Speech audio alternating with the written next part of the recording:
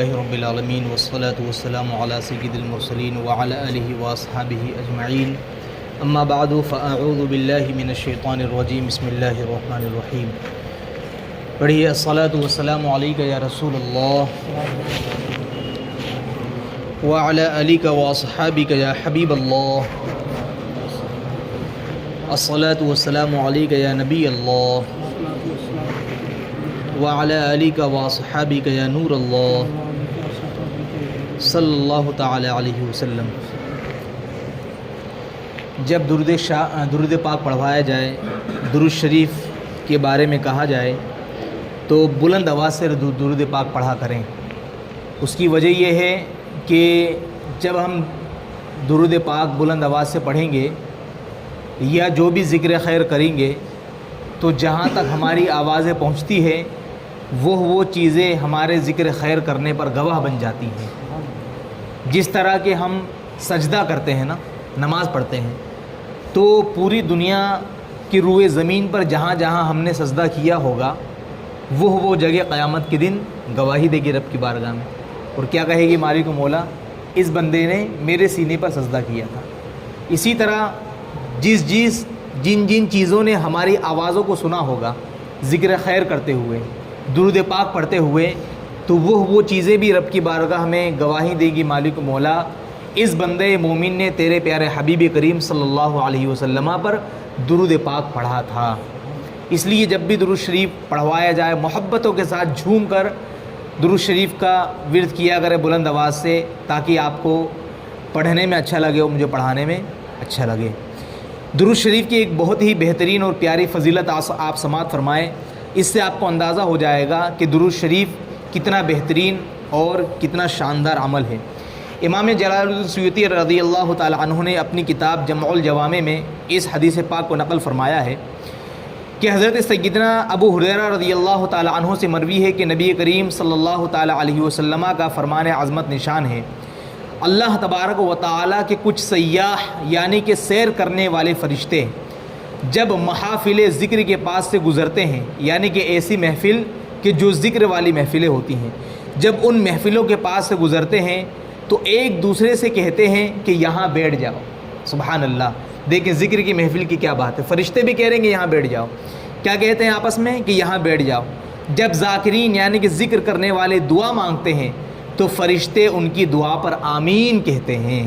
سبحان اللہ، فرشتے ان کی دعا پر آمین کہتے ہیں، یعنی کہ ایسا ہی ہو جو یہ حاضرین دعا مانگ رہے ہیں۔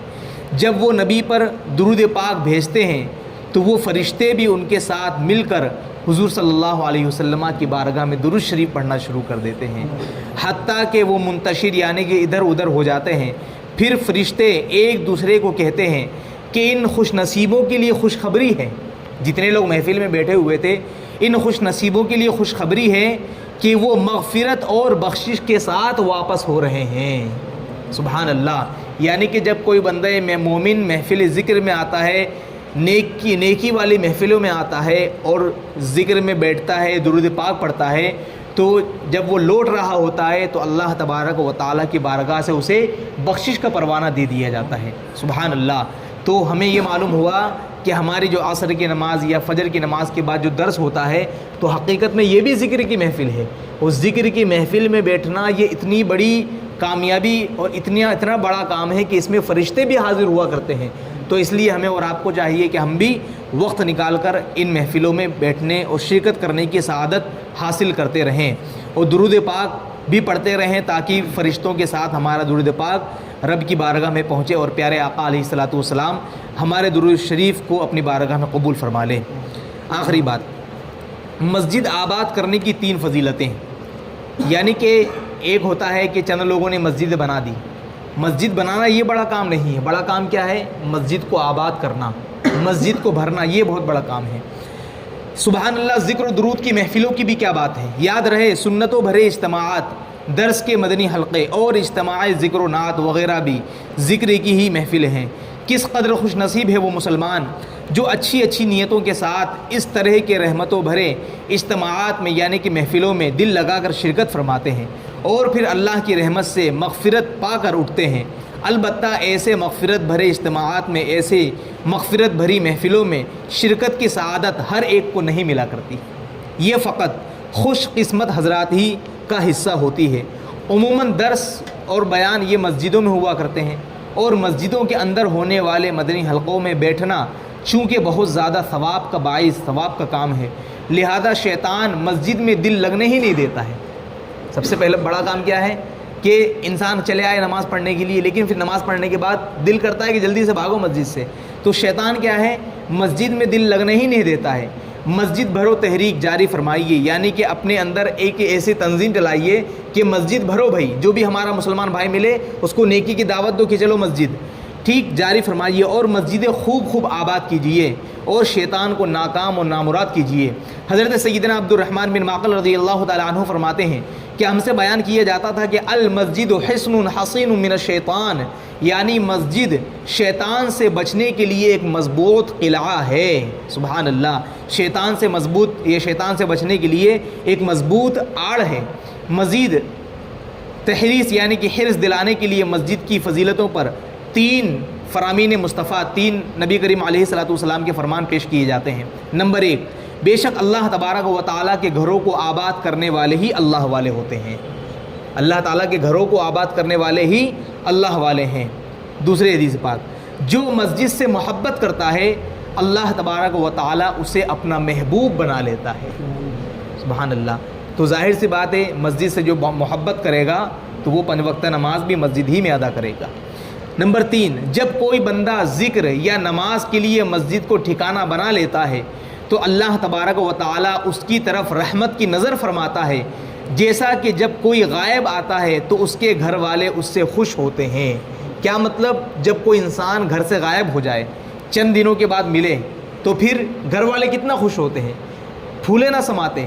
اسی طرح جب کوئی بندہ مومن نماز پڑھنے کے بعد چلے جاتا ہے اور پھر دوبارہ نماز پڑھنے کے لیے آتا ہے تو اللہ تبارک و تعالیٰ بھی اپنے بندوں سے خوش ہوتا ہے کہ میرا بندہ دنیا میں چاہے کتنا ہی مصروف تھا لیکن وقت نکال کر میری عبادت کرنے کے لیے چلے آیا۔